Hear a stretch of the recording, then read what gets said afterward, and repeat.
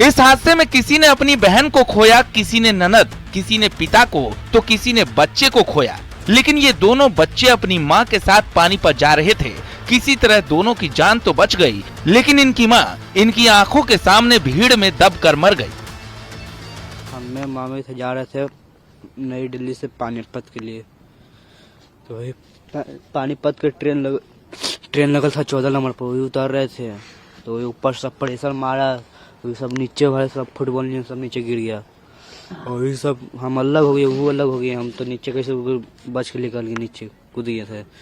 तो फिर हम थोड़ा देर रुके, देखे भीड़ अभी होगा कम होते होते देखे हल्का कम हो तो एकदम चढ़ के देखे सब चपाल था। फिर हम देखे इन्होंने देखे तो देखे मामी उन्हें जाके आराम से चपाल के थी सुतल एकदम पूरा। तो हम घिसटते बाहर निकाले, देखे पूरा सांस थोड़ा थोड़ा चल रहा था।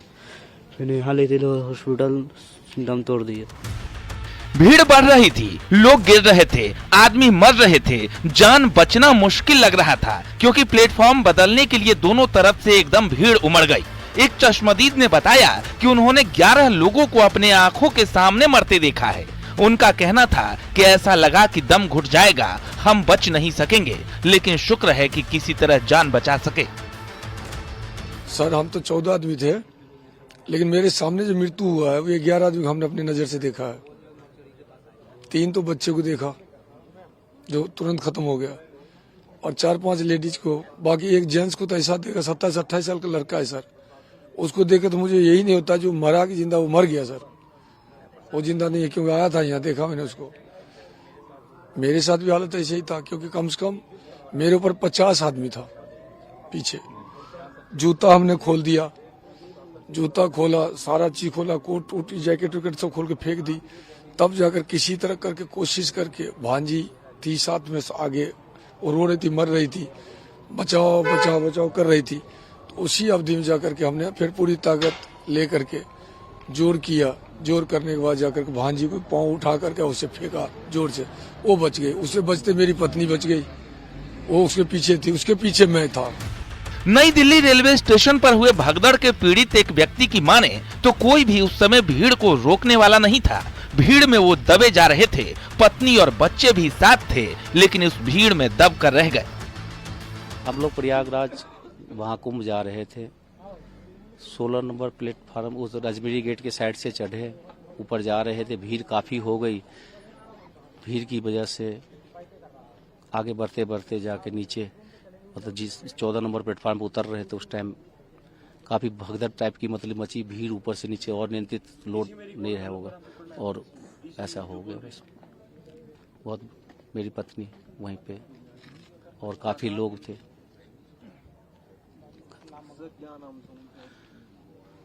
शीलम देवी नाम है जी, 45 साल उम्र है जी। आपको भी चोटें लगी हैं? हाँ, चोट तो लगेगी, जब इतने लोग ऊपर से गुजरेंगे तो काफी लोग ऊपर से गुजरे हैं।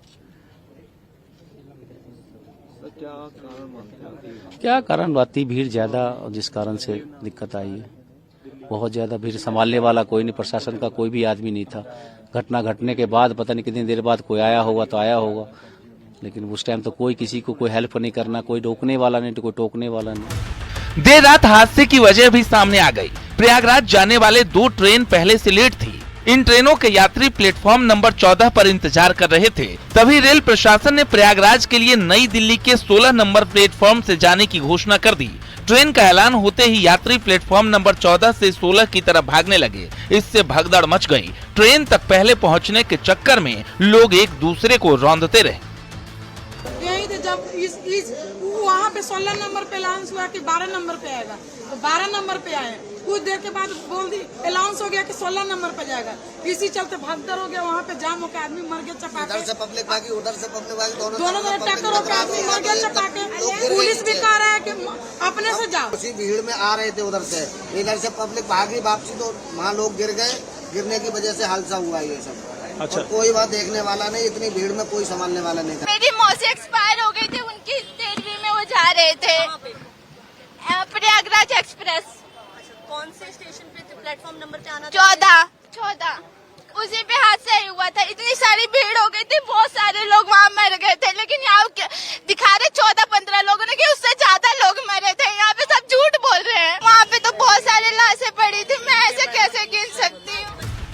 प्लेटफॉर्म नंबर 14 पर प्रयागराज एक्सप्रेस खड़ी थी, उस दौरान प्लेटफॉर्म पर काफी लोग इकट्ठा थे।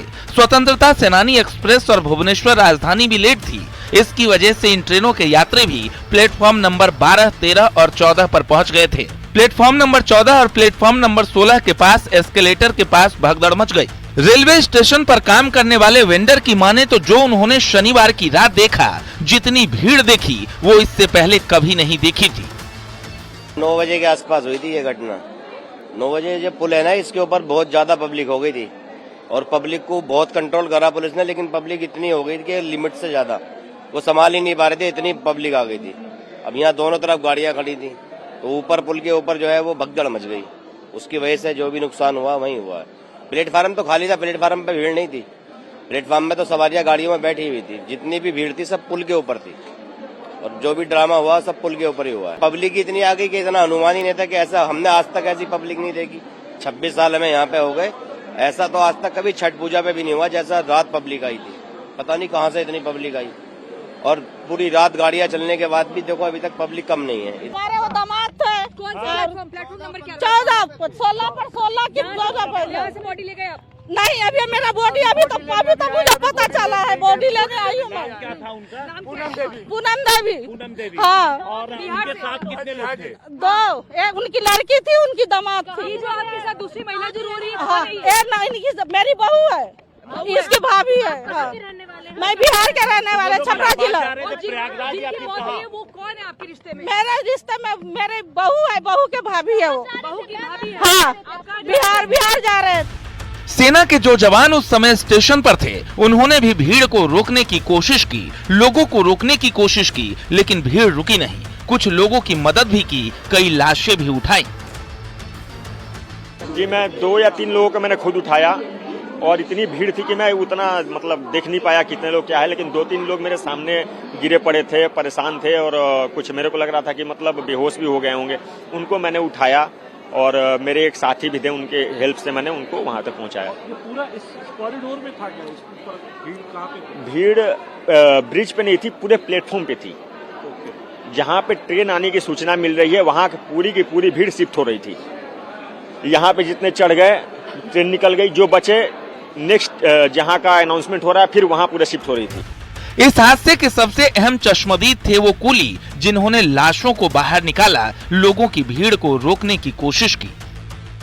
ये हादसा हुआ, प्रयागराज स्पेशल भेज रहे थे ये लोग, उसको 12 नंबर से चेंज 16 नंबर कर दिया। तो 12 नंबर की पब्लिक 16 पे आई और बाहर की पब्लिक जब 16 पे जाने लगी तो एकदम बच गई पब्लिक। इसके लीटर और जीने पे पब्लिक गिर गई। कुली भाइयों को ठीक पड़ा, कुली भाई दौड़ के आए, पूरे कुली भाइयों ने रास्ता ब्लॉक किया, ब्लॉक करके पब्लिक को रोक के और लाश निकाली। हमने खुद ने एम्बुलेंस में लोड की। अरे हमारी हालत ऐसी हो गई साहब, हमको रोज आ गए, हमने रात को खाना भी नहीं खाया, मेरी कसम अब तक खाना नहीं खाया वो हादसा को देख के।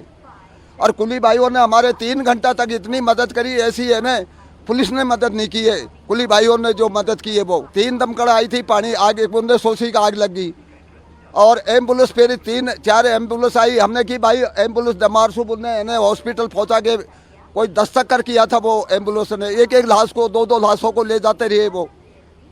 ये घटना हमने देखी है साहब। पूरा तीनों पुल जाम हो गए, पुलिस वालों ने काफी रोकथाम करी, फिर पब्लिक एक दूसरे से मतलब भिज गई। पब्लिक बीच में 10-15-20 आदमी, महिला बच्चे दब गए। हाँ, खुद देखा हमने। 14-15 नंबर से लाशों को उठा के एम्बुलेंस में पहुंचाया, एम्बुलेंस से हॉस्पिटल पहुंचे। नई दिल्ली रेलवे स्टेशन पर हुई भयावह भगदड़ ने लोगों को झकझोर कर रख दिया है। प्रत्यक्षदर्शियों का कहना है कि उन्होंने त्योहारों के दौरान भी कभी इतनी भीड़ नहीं देखी थी। फुट ओवर ब्रिज और प्लेटफॉर्म पर उमड़ी अप्रत्याशित भीड़ को काबू कर पाना नामुमकिन हो गया, जिससे हालात बेकाबू हो गए और ये हादसा हुआ जिसमें कई परिवारों के अपने बिछड़ गए। Bureau report, news 18।